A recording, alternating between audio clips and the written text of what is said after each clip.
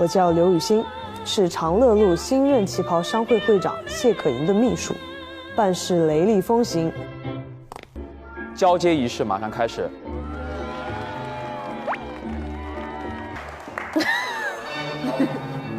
我那么奇怪呀？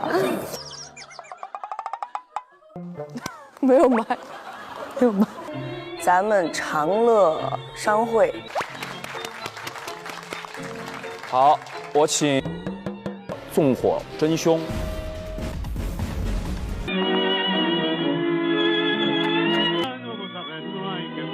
也不要太难过。秘书，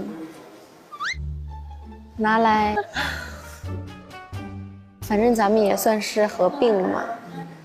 现在呢，我们先去推测一下每个人的动机。好，咱肯定得把凶手找出来。这样吧，秘书，你呢，帮我去打听打听。新来的那个海外设计师吗？好。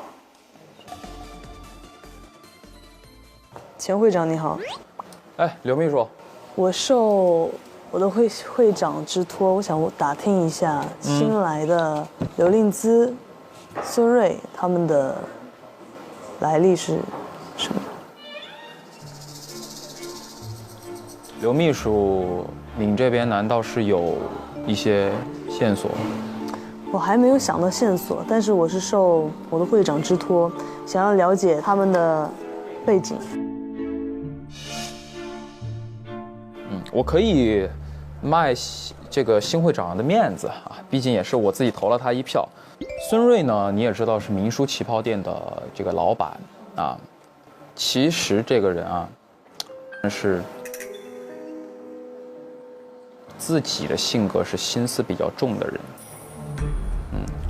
也希望会长对他要提防一二，这样的话，整个商会会长才能够牢牢地把握住。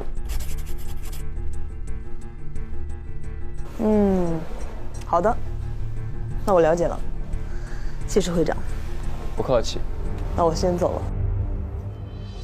现在都流行找这么酷的秘书吗？太酷了。这个刘秘书有点意思啊，刘秘书，感觉比较呆。怎么说？谢老板，我有事请教，能否在那边一聚？您是？我是谢会长的新秘书。新秘书。哦，那不用握手。这刘雨欣刘秘书，论长相，那是比我好点。论个头，也挺高。论才艺，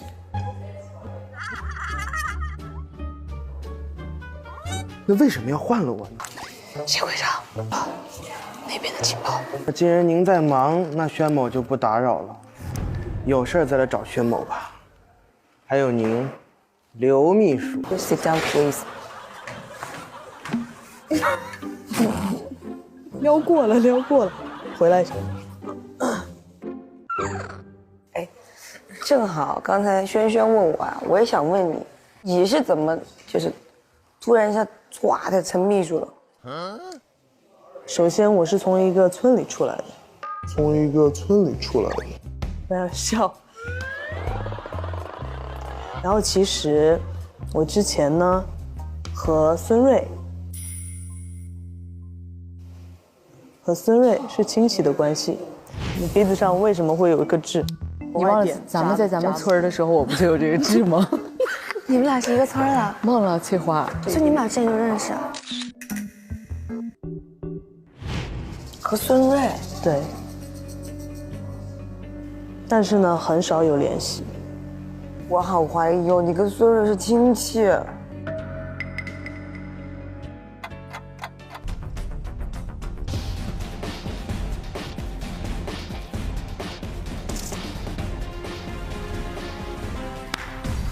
各位，想必大家都已经有眉目了，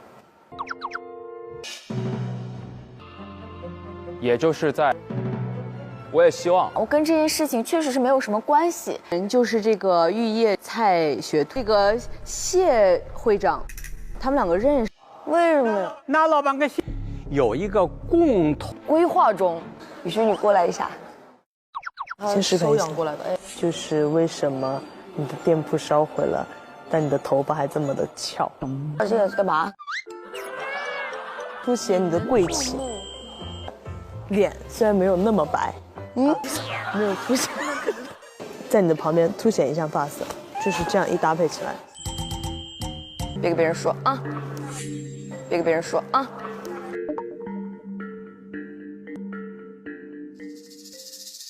你有其实有听说过，但是呢，我觉得你们可能也对外是不是说，也没有了。我有点糊，其实现在我在捋我的线索。服装跟谢会长的服装是非常像的，怀疑刘令姿。那没有，你看我跟他零接触，而且我孙瑞，我也都是走掉，然后刚刚发代金券都不发给我，他嫌弃剩下给我了。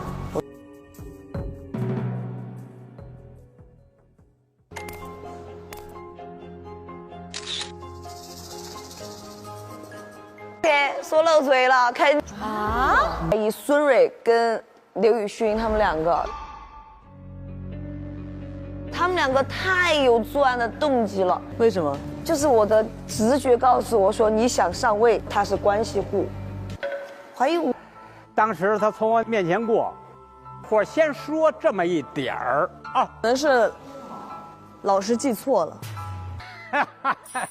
那个我有话说啊，4点40的时候。刘雨昕就是你，就是刘雨昕，我觉得，因为就是他，对，因为他有一段时间是你，就是你啊。其实确实，我撕了上面的几张最重要的秘籍在我这里。哎呦，你这样。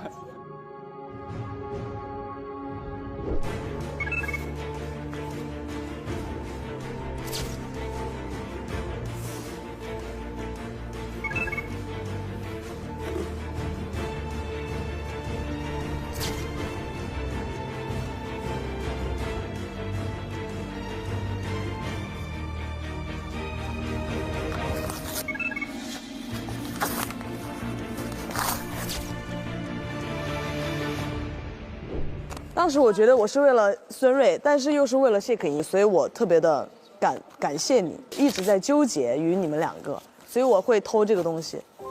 哎呦，我还有一点点误会你，是不是？但是我愿意把这个还给安。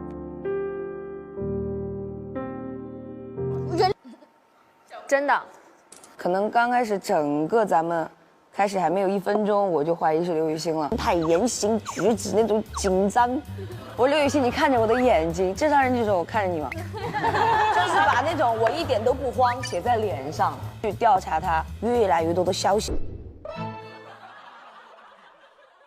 我很好奇，是你真的是那种就是这样吗？就是跟他演真的是，因为我是那种一撒谎就挂在脸上的那种人啊。然后一开始导演姐姐跟我说我要1对10的时候，我整个人都懵掉了。这个凶手肯定是你，然后就是被他猜中了，然后我就一直掩饰。戴老师在这放杯子，你告诉我这是不是你藏的？我觉得我很怀疑戴姨，我觉得你说的那2个人有一点点可疑，因为他们是新拿走了秘籍。太坏了，这蛮坏的，真的有点蛮坏的，但最后还好你还回来了啊。刘秘书当谢会，因为刘秘书很酷，就因为他酷，所以他当谢会长的现任秘书。如果是我认为的话，我觉得这一点就够了。哦，因为他酷，有道理，有道理。我是那种被摘成了一个局外人。谢谢。啊，有的，给你鼓励哈。